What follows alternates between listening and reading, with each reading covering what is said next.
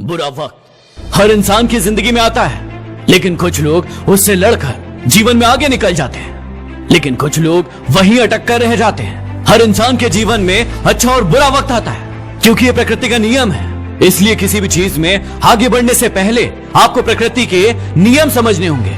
यदि दिन हुआ है तो रात भी होगी, और यदि रात हुई है तो वापस से सवेरा भी होगा।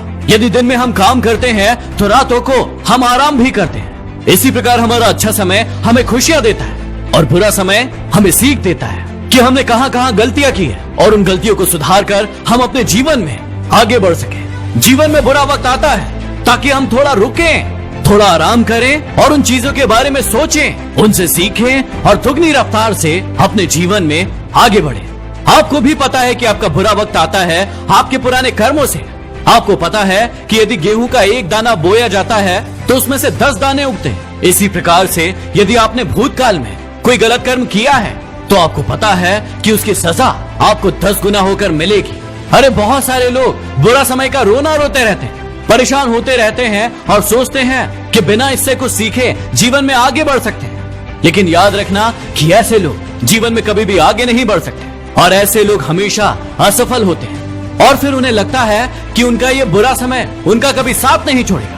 मेरी एक बात हमेशा याद रखना कि समय अच्छा या बुरा नहीं होता, वो समय हमेशा सभी के लिए एक समान होता है। सिर्फ हमारे कर्म ही उस समय को हमारे लिए अच्छा या बुरा बनाते हैं। याद रखना कि फर्क इस बात से नहीं पड़ेगा कि आप अपनी समस्याओं के सामने कितना ज्यादा रोते हैं, गिड़गिड़ाते हैं, परेशान होते हैं और लोगों के सामने हाथ फैलाते हैं, बल्कि फर्क इस बात से पड़ेगा कि आप समस्या के सामने छाती चौड़ी करके खड़े होते हैं या फिर नहीं।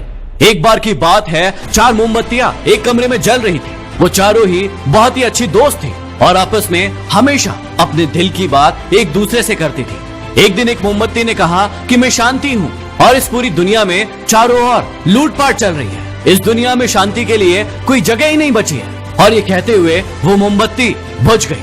कुछ देर बाद दूसरी मोमबत्ती ने कहा कि मैं विश्वास हूँ, और आज लोगों को एक दूसरे पर विश्वास ही नहीं है। लोगों को ना तो आज विश्वास की जरूरत है और ना ही उन्हें विश्वास की कीमत है। और ये कहते हुए थोड़ी देर के बाद वो भी बुझ गई। वक्त धीरे धीरे आगे बढ़ रहा था।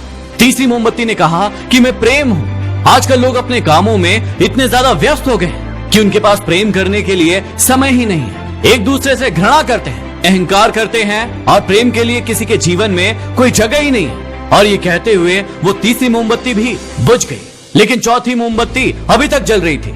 एक व्यक्ति कमरे में दाखिल हुआ और उसने देखा कि 3 मोमबत्तियां बुझ गई है और एक अभी भी जल रही है। उसने चौथी मोमबत्ती से पूछा कि ये तीनों ही मोमबत्तियां बुझ क्यों गई है। चौथी मोमबत्ती ने अपनी सारी की सारी बातें उस व्यक्ति को बताई और उस व्यक्ति ने कहा कि फिर तुम क्यों नहीं बुझ गई।